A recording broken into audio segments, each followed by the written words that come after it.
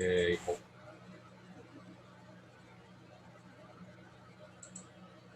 Okay, we're recording. Welcome everybody. This is Steampunk Starraisin. I'm here with Daniel from Daniel's Hot Topics and Daniel's Star Trek. This is The World is a Mess and I Just Want to Steampunk It. This is the September the 5th, 2020 as I'm recording this, and I'm here with Daniel Bertizon from Ontario, Canada. How's it going, Daniel? I'm doing good. How you doing, Steampunk? I'm doing okay. I'm doing as well as can be considered, considering, COVID-19 and the quarantine and everything here in LA, with the exception of maybe gas stations or grocery stores, is pretty much shut down or are at a restricted function. Like there's no movie theaters, there's no bars to go to, there's no clubs. Conventions have been canceled. Even like McDonald's or Popeye's Chicken, you can order food and go in the dining room, but you have to take it to go. You can't linger, which makes it harder for somebody like me that doesn't have a car. But so yeah, I'm doing okay, all things considered. I'm here on my studio apartment. I got my art. I've got my, some of my Star Trek autographs, some of my favorite autographs. Those are nice. Those are nice pics. I like those pics. Well, yeah, I mean, that's a real picture of me with Leonard Nimoy and William Shatner. That's Leonard Nimoy autograph, William Shatner autograph, Patrick Stewart autograph. That's George Romero autograph, and that's an Adam West Batman autograph. Oh, wow. Wow, you look so different in that autograph where you're with Leonard Nimoy. Yeah, that was prior to me being steampunk. This was in 2009 before I wore the steampunk hat. I had shorter hair back then, a little bit younger back then. This was 11 years ago.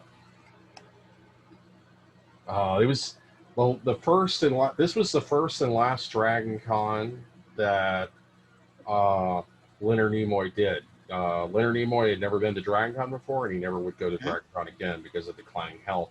This was the second to last convention that he did. Because he was in declining health. He did a Star Trek convention in Las Vegas after whatever that convention is called. I've never been to it. But he did the Star Trek convention in Las Vegas after Dragoncon and back in 2009. And then he would stop doing conventions after that because of his COPD and complications with health problems. He had problems breathing. He would get tired easily, and so sadly, he died 6 years later, 2015. But I saw the interview. I could talk about the interview that I saw on YouTube. It was an interview from 2016. And it kind of angered me because William Shatner was full of crap. Because he was sitting there saying, I was close friends with Leonard Nimoy, and I don't know why he stopped talking to me. It's a mystery to this day. And, he didn't go to Leonard Nimoy's funeral. He claimed that he was doing some charity function, and that's why he couldn't go to Leonard Nimoy's funeral. But come on, dude. Something as important as a funeral, if you really cared about the person, you would have gone. He said that he wasn't invited to the funeral. Well, I can tell you why. Is because, I got a taste of that, like at the Leonard Nimoy, William Shatner track at Dragoncon 2009. I barely got in there. I had to stand in line an hour in advance, and I didn't get there early enough, and so I had to sit in the back of the auditorium at the Marriott, and I had to watch the whole track / panel from LCD screens that were at the back for people at the back to be able to see. I could see Leonard Nimoy and William Shatner, but they were like that small to me. They were really, really tiny because I was really, really far away.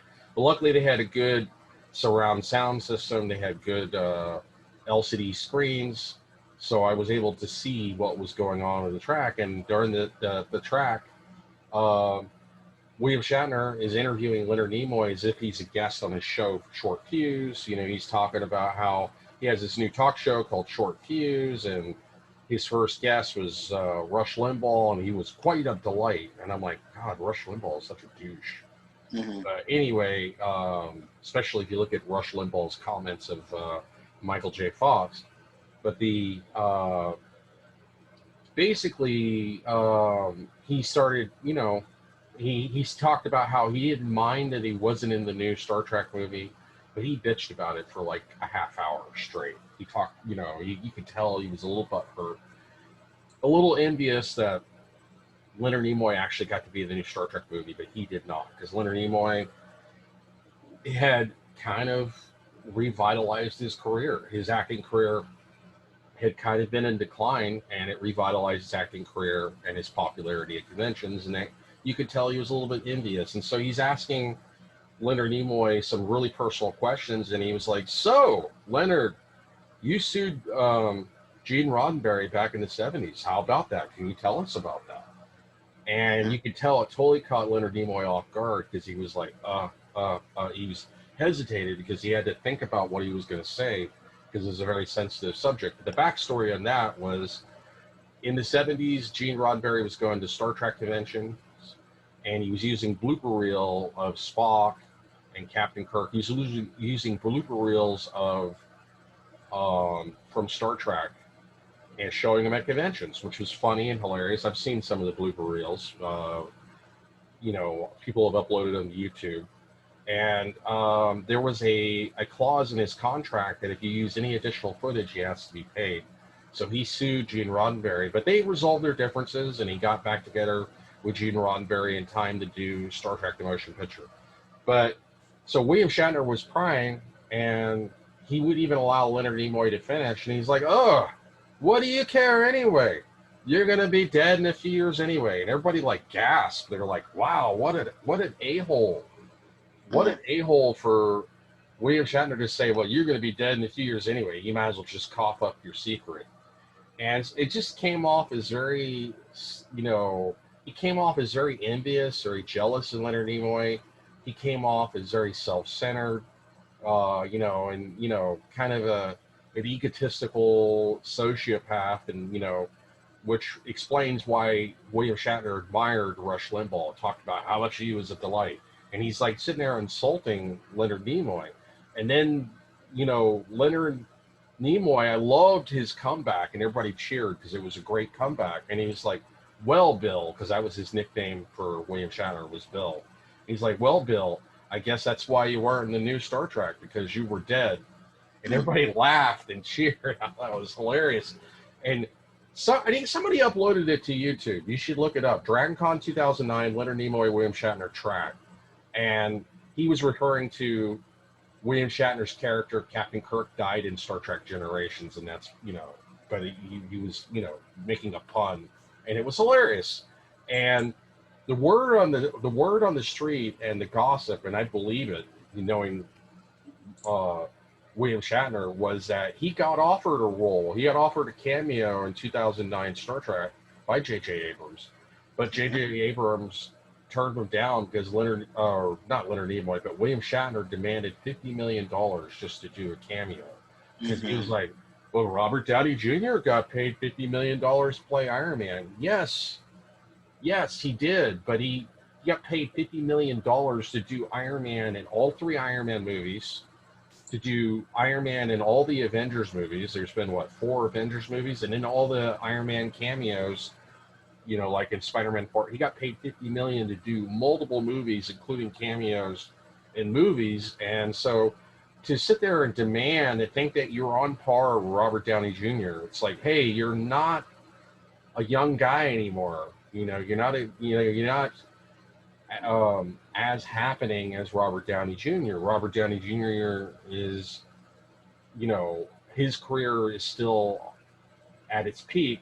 And William Shatner hasn't really done anything in a long time. He's done commercials, but he hasn't really done like any major leading roles in years. And, for him to demand $50 million just to do a cameo, that's just ridiculous. The movie would have lost money to pay somebody $50 million just to do a cameo. But yeah, that's my Leonard Nimoy, William Shatner track. Uh, but hold on here. I'm looking. Yeah, I think we started this at like 10 after. So we're going to continue this podcast. The world is a mess, and I just went to Steampunk. And we're going to continue this until about 5:40 LA time. But anyway, is anything else you wanted to talk about, Daniel? I talked about my experience, Leonard Nimoy, Yeah. William Shatner, going to the track. I could also talk about. I might as well talk about this on the podcast. Uh, when I met Leonard Nimoy and William Shatner, I stood in line for 3 hours because they were very popular. It's the first and only time that they both went to Dragoncon together. This was Dragoncon 2009 again, for those who are just now tuning in. And I waited in line for 3 hours, and you had to get like red and blue tickets, and you had to prepay, and there was a line for prepay. You would get your photo that you wanted autographed, you would get your tickets, and you had to wait in line because they're Leonard Nimoy and William Shatner. They sat in these little booths, and they're not cashiers. They don't want to have to, they're celebrities. They don't want to have to worry about exchanging currency and giving change, so that you just give him your ticket and then he would autograph your picture. Well, the guy ahead of me, it was hot, sweaty, tiring. You're waiting in line, standing mostly still for 3 hours until they're ready to open up or until you get to the end of the line. And the guy ahead of me accidentally dropped his tickets. And Leonard Nimoy was kind enough that he still signed his autograph. He's like, "Oh man, I've been waiting in line for hours. It's an honor to meet you, and I sincerely, I promise you that I actually paid for a ticket. I just accidentally dropped my ticket." So Leonard Nimoy, being the compassionate guy that he was, actually signed the guy's autograph. William Shatner would not. He's like, "You don't have a ticket. I'm not going to sign your autograph." And then to show you the difference in personality, like I had a movie script for a movie that I never produced that I had written called Headache Milkshake and The Darkness Scream. It's kind of a horror movie about alternate perceptions of reality, kind of a sci-fi horror, more horror than sci-fi. And so I tried to recruit Leonard Nimoy. My plan was to try to get them to cast for this movie because I didn't have the money to pay them, but if I could get them interested in the project, and other people in Hollywood would throw money at it. That's kind of the way it works. You can get one big name celebrity interested in your project, other people will throw money at it, and then the thing kind of creates itself. Well, he looked at my script, Leonard Nimoy did, for 30 seconds, and he's like, "I can't take this," and he politely gave it back to me. And I respect that of Leonard Nimoy. You don't have to like my horror movie script. You don't have to want to be a part of it, but he at least gave me a chance. He looked at it for about 30 seconds. Because Leonard Nimoy hadn't just been an actor or director, he'd been a producer, or he also was a producer. He was an actor, director, and a producer. He'd done some movies that he directed and produced. And so he was very polite, very nice. He was kind of skinny and gaunt when I saw him, and you could tell he was in declining health. And then I went to William Shatner, and I'm not saying as a celebrity, you don't have to accept anything that anybody gives you. I totally agree with that. It was just the way that William Shatner went about it was kind of rude. I approached William Shatner, and I was like, "Hey, I would like to give you a copy of my script. I would like to cast you in my movie." I went to the same MO that I went with Leonard Nimoy. He's like, "Oh, I can't take that." I'm like, "Okay, I can respect that." "Well, I'd hope you respect that." He was kind of sarcastic with me and just kind of a smartass. And yeah, so William Shatner, kind of a joke, or kind of a not kind of a joke. He's legendary Captain Kirk. I like the character Captain Kirk. I don't really like William Shatner in person. He's kind of a self-centered egomaniac, and it really came off as disingenuous.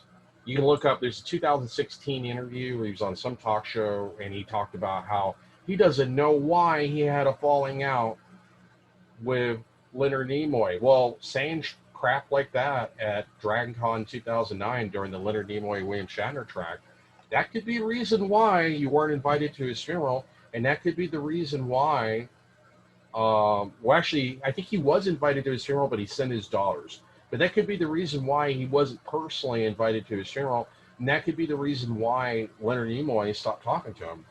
because he was kind of a jerk towards Leonard Nimoy. And Leonard Nimoy had said in previous interviews that during the filming of the original 1960s Star Trek, William Shatner used to love to play pranks on people. Like, Leonard Nimoy used to, because, you would have productions set at CBS where Gene Roddenberry was filming and managing production for the original Star Trek show in the 60s. And he had a bicycle that he rode around the set because it made it easier for Leonard Nimoy to get around on a bicycle instead of having to walk really far. And William Shatner would purposely hide his bike.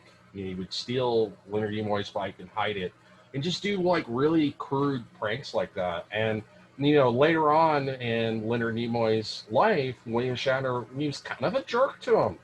And so it makes sense that why he stopped talking to him. So William Shatner, very disingenuous when in a 2016 interview where he says, I don't know why my friend, he refers to him as his friend, I don't know why he stopped talking to me. Yeah, you do. You just don't want to talk about it. But yeah, so that's part 1 and 2 of this podcast. Part 1 was my experience meeting Leonard Nimoy and William Shatner at in 2009 at Dragoncon, and part 2 was how I feel William Shatner was very disingenuous as to why his friendship ended with Leonard Nimoy. They never had a very good friendship to begin with. It was always kind of rocky. Beanie, but going forward, is there anything else you want to talk about, Daniel? Yeah, it's like doesn't it suck that all the productions have been stalled? I mean, everything has been stalled. The only thing that I heard that's going to, in November, I know in November 2020, they're going to start production on Doctor Strange and the Multiverse of Madness, which is really cool because I love that movie. I mean, I'm going to love that movie. I love Multiverse, but everything else, like Star Trek, it's like Picard Season 2, like we were talking about, it's postponed indefinitely, right? Yeah, well, we were talking off camera. Yeah, it's postponed indefinitely because they were already supposed to be filming Season 2. Patrick Stewart said that he would return for Season 2, but unfortunately, everything in Hollywood here, I live here in North Hollywood, and I'm very familiar with the way things are on the scene. And all because of COVID-19, we're still under quarantine. We're pretty much just gas stations and grocery stores. You do have some restaurants open, some thrift stores open, but you have to wear your face mask, and it's very restrictive business. There's no beauty salons, there's no bars, restaurants. You have to take things to go. Like if you go to Starbucks, you have to take it to go. You can't linger, you can't hang out. So it's made it very hard to network in Hollywood. But it's also like all production has been halted. There are no movie theaters to even play a movie at if you were to do production. So yeah, there are some new TV shows and some movies coming out this year, but it's stuff that was filmed prior to March, or I think there was some stuff from Flash that was filmed at the beginning of March before they halted production. And so, yeah, everything's on freeze. And if this pandemic is going to be, if you look at history to how long it's going to last a couple of years. Things are not going to get back to normal again, and probably until 2022. In a lot of ways, things may never get back to normal. Yeah, AMC movie theater declaring bankruptcy. They may never reopen again. That's the largest movie theater chain in the United States, going belly up. So, they're talking about, drive-through movie theaters now can do social distancing, but there's only a handful of drive-through movie theaters in the United States. So this is going to probably lead to drive-through movie theaters coming back, and more movies are going to go straight to streaming. So this is going to probably permanently change the TV and film industry forever. It's never going to be the same. You have, as of this recording, of 188,000 dead Americans because of COVID-19 in America. And that's because the federal government has a very lackluster response. They're not doing enough to stimulate the economy with 40 million people facing homelessness. They're not really, sometimes they say it's okay to wear masks, then it's not okay to wear masks. They're very inconsistent in messaging. They really need to just tell people to wear masks and give people universal basic income, but they won't do that. Instead, they give trillions of dollars to Wall Street and corporations, but they're not helping out Main Street. They help out Wall Street, but they don't help out Main Street or mainstay Americans. So yeah, things are very rough right now. You already got, like, in parts of Europe, they've already reopened everything, and they no longer have the need for social distancing because they have line tracing, they have enough tests for every member of the population. If somebody gets sick with COVID-19, they can quarantine them, prevent the infection from spreading. We're not preventing it from spreading at all. So more than likely, millions of people are going to die. And unfortunately, the election is still too close to call. The thing that really concerns me is, let's see, let me look at Ohio poll. You got to realize the state of Ohio it's too close to call. But the state of Ohio is a really good poll that lets where the country is leading. Usually, if you don't have to win Ohio to become president, but usually ever since like the mid 1800s, every person who ever became president won the state of Ohio. So if somebody is leading in Ohio, it usually means they could be leading in the national election. And the latest poll from September the 1st showed Trump leading by 5 points. Trump 50%, Joe Biden 45%. And it doesn't help that Joe Biden is an incredibly weak candidate. He, says stupid things like you should shoot protesters in the legs instead of the chest. Well, how about we don't shoot them at all, Joe? But yeah, so when you do that, and then the Democratic National Convention, where you have basically they allow the Democratic Convention to be taken over by Republicans. AOC only got 60 seconds of a pre-recorded message, but you got John Kasich, the former governor of Ohio, who gets to say have a long rambling speech. You have Colin Powell, who's basically a war criminal. It's not good. So if you promote yourself as, well, hey, we're going to kiss butt to Republicans, we are Republican light, then why even vote Democrat? Most people will just either not vote at all or vote Republican. So,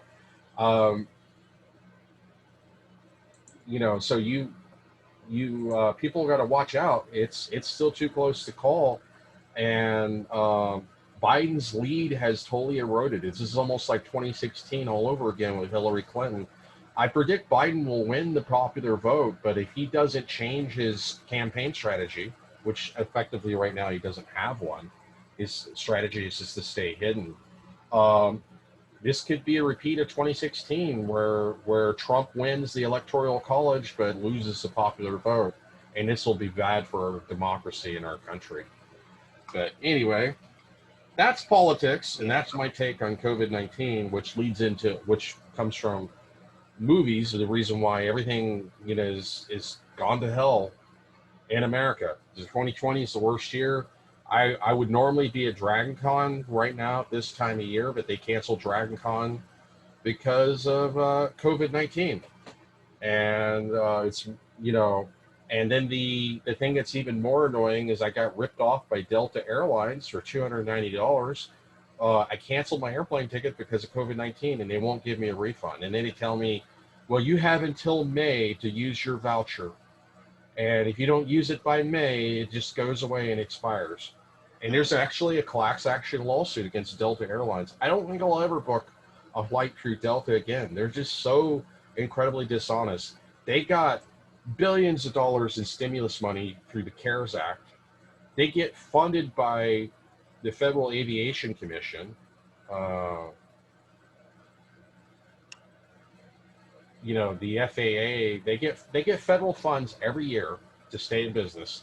They got funded through the CARES Act, and now they're not giving their customers a refund because of COVID-19.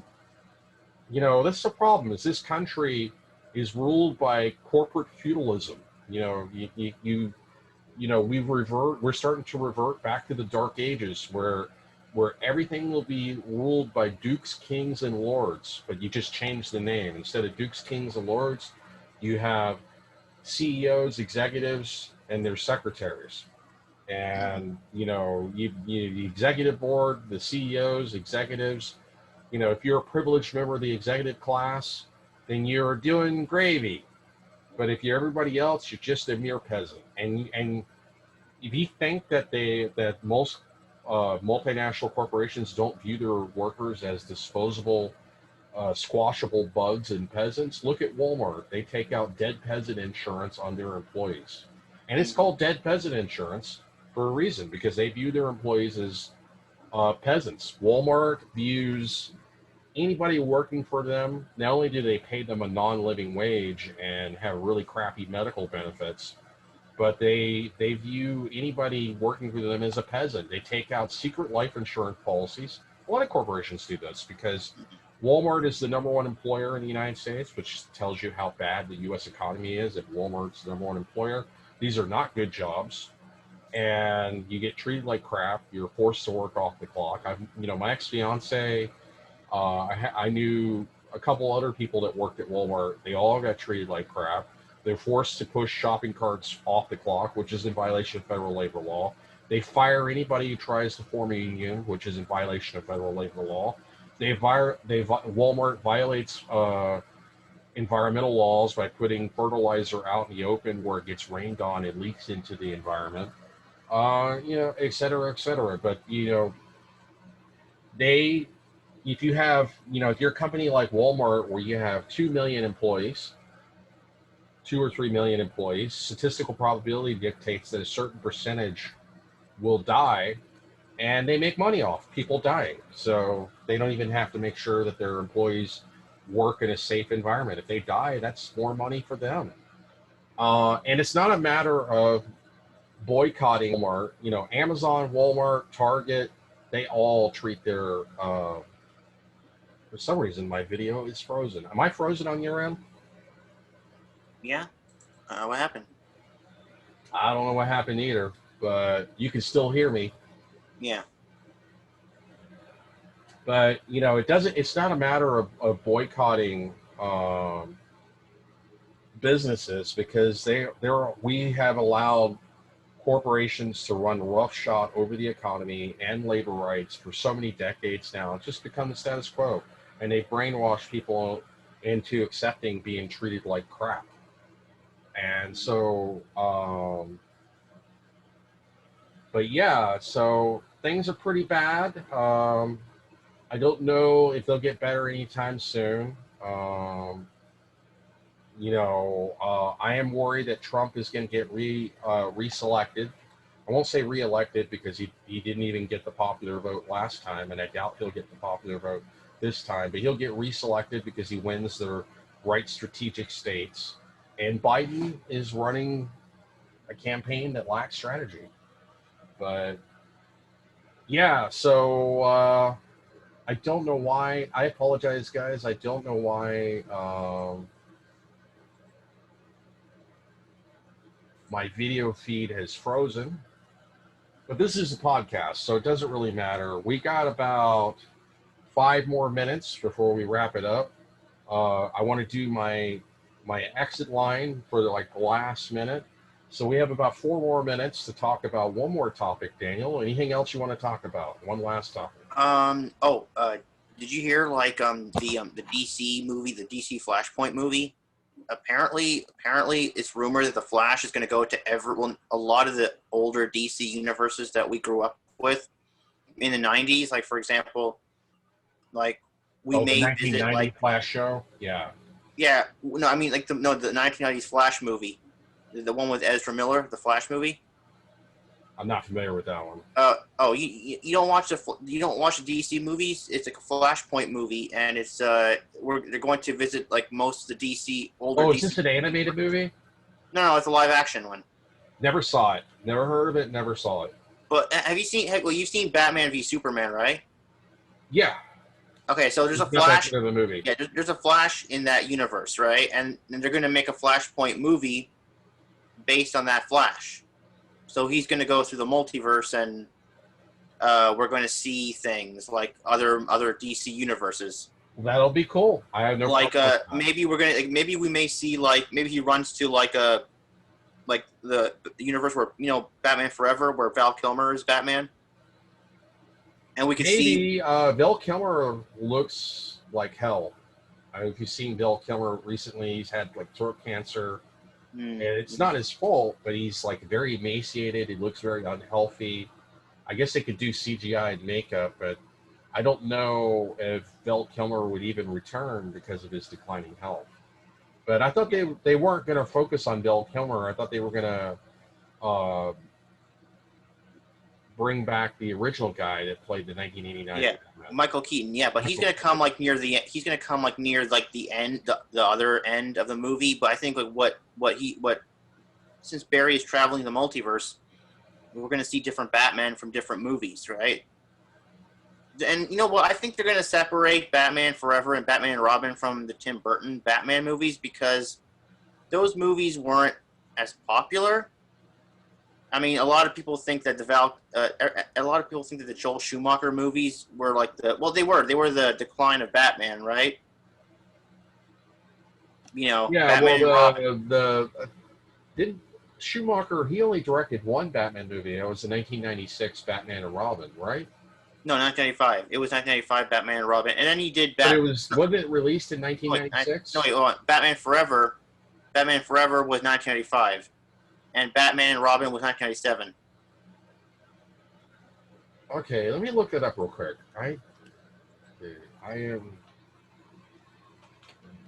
Yeah, they're separating those universes because Tim Burton doesn't like those movies. I thought Batman Forever was like 1991, but anyway, Batman.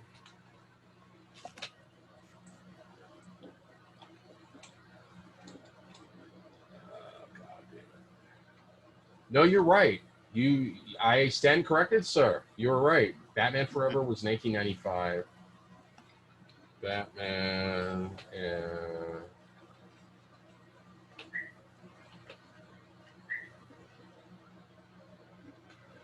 and Robin was 1997. Mm-hmm. So I stand corrected. I'm not afraid to admit that I'm wrong when I make a mistake on something. But yeah, that's interesting. I look forward to it, but we need to wrap up because we're at the half-hour point. I don't want to make this until my podcast starts taking off. For right now, I only have a handful of people that listen to my podcast. I need to keep it under 30 minutes. So thank you very much for your time, Daniel. Yeah, thanks a lot for This having me. is, when I disconnect, stay on because I need to add you on my contact list or at least attempt to.